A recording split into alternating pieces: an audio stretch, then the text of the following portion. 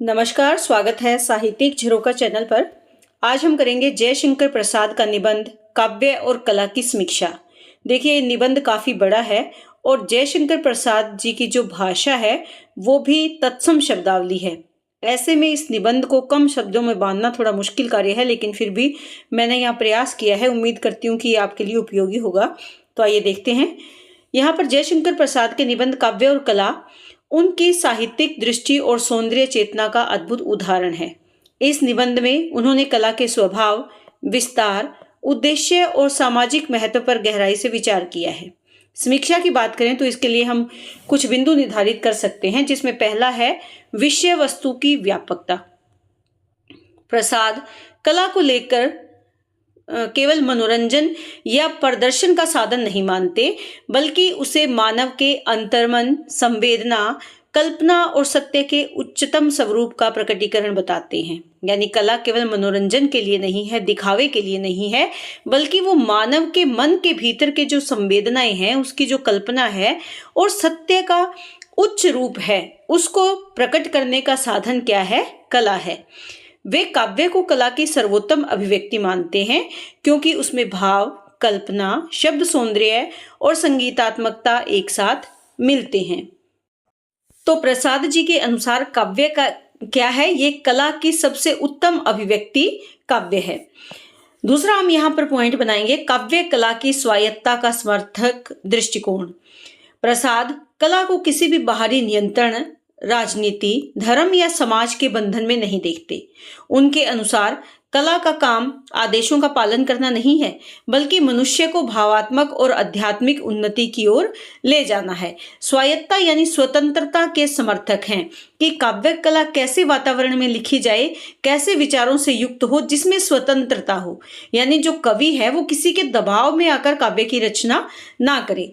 इस दृष्टि से निबंध आधुनिक कला तत्व की आर्ट ऑफ आर्ट्स सैक धारा के निकट जाता है, परंतु प्रसाद इसमें मानवीयता की भावना जोड़ देते हैं। यानी इस विचार के साथ साथ मानवीयता का भाव होना कला में बहुत आवश्यक है, यानी काव्य में बहुत आवश्यक है। तो दूसरा हमारा पॉइंट क्या है कि जो काव्य कला है वो स्वतंत्र दृष्टिकोण के साथ होनी चाहिए, उसमें स्वायत्तता या स्वतंत्रता होनी चाहिए। तीसरा यहाँ पर क्या है, विद्वानों के विचारों का सशक्त प्रयोग उन्होंने किया है। प्रसाद ने अपने तर्कों को पुष्ट करने के लिए भारतीय और पाश्चात्य विचारकों के मतों का उल्लेख भी किया है, जिसमें अरस्तु है, जो कला को अनुकरण न मानकर भावनाओं की कैथारेसिस के रूप में देखते हैं। दूसरा उन्होंने प्लेटो को लिया है, कला के भ्रमात्मक स्वरूप पर प्रश्न उठाए हैं, जिसे प्रसाद ने संवेदना प्रधान करार देकर विकसित किया है। यहाँ पर ये जो भ्रमात्मक या भ्रम उत्पन्न करने वाली स्वरूप है, उस पर उन्होंने प्रश्न उठाए हैं। लेकिन प्रसाद जी ने क्या कहा है कि ये संवेदना प्रधान होती है, क्या जो कला है। ये किसके विचार हैं? प्लेटो के विचार है। भारतीय अलंकारिक परंपरा में रस, ध्वनि और वक्रोक्ति के सिद्धांतों को प्रसाद ने आधुनिक संदर्भ में समझाया है अपने विचारों के माध्यम से। तो इन विचारों के माध्यम से प्रसाद का निबंध अत्यंत विचार समृद्ध और तर्कपूर्ण भी बन जाता है। अगला यहाँ पर पॉइंट बनाएंगे, भाषा और शैली की विशेषताएं। देखिए, निबंध की भाषा प्रसाद की विशिष्ट काव्यात्मक शैली लिए हुए है। इसमें गहरी संवेदनशीलता, रूपक संकेत और प्रतीकों का प्रयोग किया गया है। सुसंस्कृत परिश्रुत साहित्यिक हिंदी भाषा कभी कभी इतनी ज्यादा कलात्मक हो जाती है कि साधारण पाठक को भी कठिन लग सकती है, लेकिन यही प्रसाद की कलात्मकता का प्रमाण है। आपने भी ये निबंध अगर पढ़ा है तो आप समझ सकते हैं कि उनकी भाषा बहुत साधारण और सरल नहीं है, बल्कि वो क्या है, कठिन लगती है जब उसे पढ़ते हैं, क्योंकि उसमें क्या है, रूपक का प्रयोग किया है, संकेत दिए हैं, प्रतीकों का इस्तेमाल भी किया है। इसके साथ साथ शुद्ध साहित्यिक हिंदी और तत्सम शब्दावली का प्रयोग इनके लेखन में देखने को मिलता है। अगला हम पॉइंट बनाएंगे, प्रसाद की कला दृष्टि में आध्यात्मिकता। वे कला को मानव आत्मा की स्वतंत्र उड़ान मानते हैं। इसके माध्यम से मनुष्य अपने भीतर के सत्य, सौंदर्य और आनंद की अनुभूति करता है।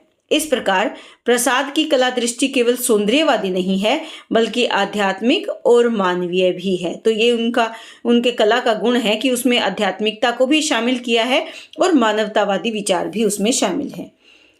छठा पॉइंट हम जो यहाँ पर बनाएंगे वो बनाएंगे निबंध की सामयिक प्रासंगिकता, यानी वर्तमान समय में भी क्या निबंध प्रासंगिक है या नहीं। आज के भौतिकवादी युग में कला को मनोरंजन या व्यवसाय का साधन माना जाता है। प्रसाद का निबंध हमें ये याद दिलाता है कि कला मनुष्य के भीतर संवेदना जगाने का माध्यम है, वो कोई व्यवसाय या मनोरंजन के लिए नहीं है।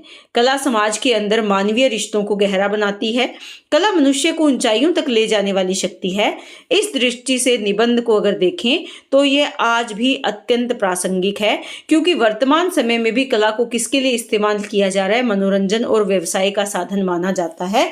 लेकिन प्रसाद के जो विचार हैं कि कला मानवीय रिश्तों को गहरा बनाती है, मनुष्य को और ऊंचाई तक लेकर जाती है, तो ये आज के वर्तमान समाज के लिए भी उतना ही प्रासंगिक है। तो अंतिम हम पॉइंट बनाएंगे इसका निष्कर्ष। काव्य और कला एक गहन दार्शनिक और साहित्यिक निबंध है जो कला की प्रकृति, उद्देश्य और मूल्य को अत्यंत व्यापक दृष्टि से प्रस्तुत करता है। यह केवल कला का विश्लेषण ही नहीं करता, बल्कि मनुष्य और समाज के लिए कला के अपरिहार्य महत्व को भी स्थापित करता है, यानी कभी खत्म ना होने वाले महत्व को स्थापित करता है।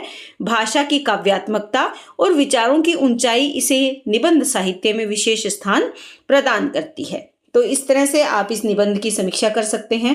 मैंने बहुत ही सरल और आसान शब्दावली का यहाँ पर इस्तेमाल किया है, जबकि निबंध बहुत ही भारी भरकम शब्दावली में लिखा गया है।